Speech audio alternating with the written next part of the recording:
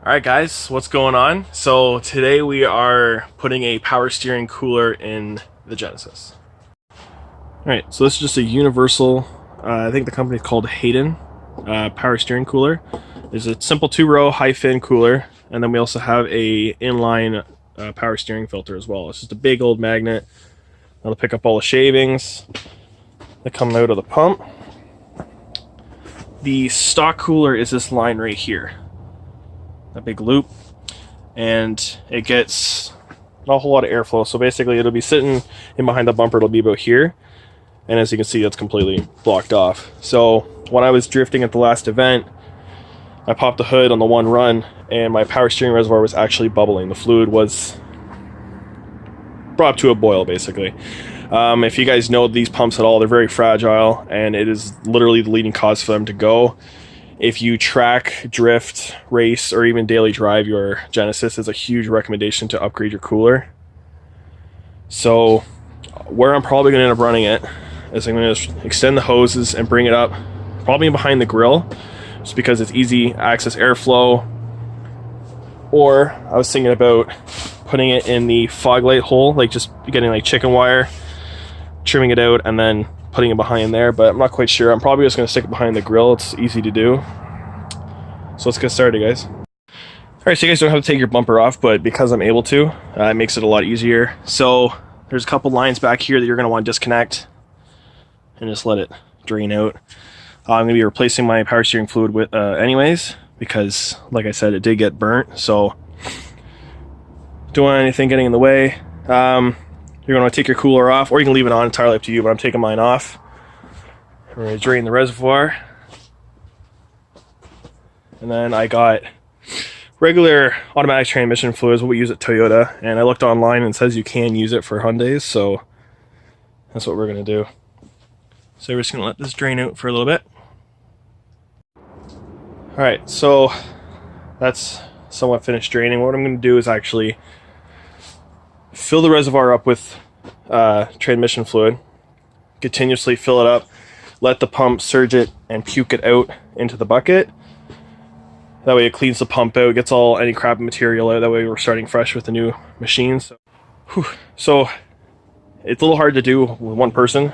I basically ran it 2 or 3 times, let it pump it all out. It did get a little aerated, but it's a little difficult to do with one person, so it ain't gonna hurt it. So now I'm going to take the cooler off and the hoses, like disconnect the hoses, and then we can plumb it up in behind the grill there. Sorry if I'm all like sniffly and stuff like that. It's just so freaking cold out. It's like 2 degrees out or something like that right now.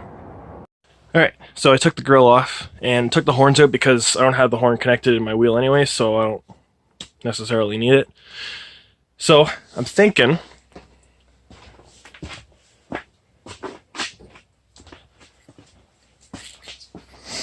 we're going to have the cooler sit right basically as high as up I can get it. And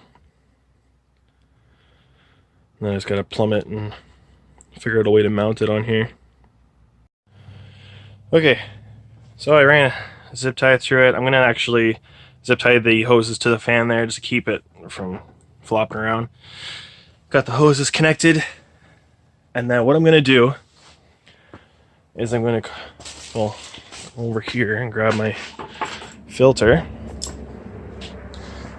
Now you want it to be somewhat easy access. I could put it underneath, I could put it up near the actual cooler.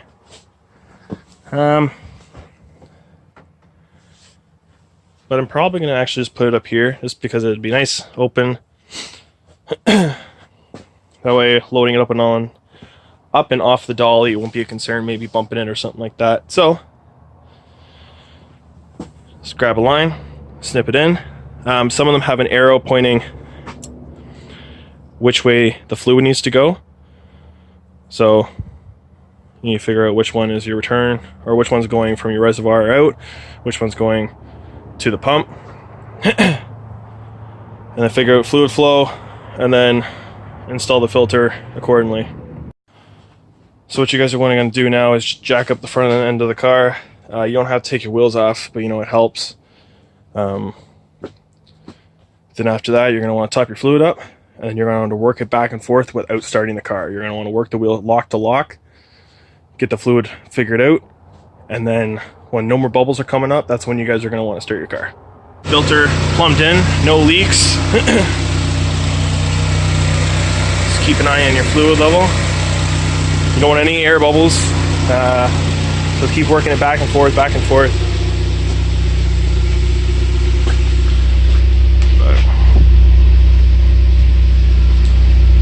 Let's go lock to lock.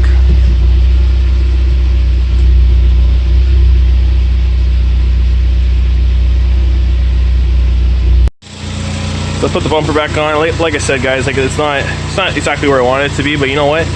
It's good enough. It's going to get a lot more airflow going through the grill than it was sitting where it was.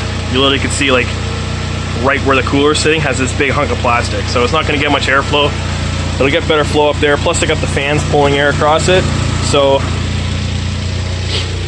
won't be too bad. All right, guys. For the power steering filter, it's not mandatory you guys run one when you guys are changing a cooler, but it helps. Like it's just preventive maintenance basically. But other than that, guys, like, comment, subscribe, and I'll see you guys in the next video. Peace.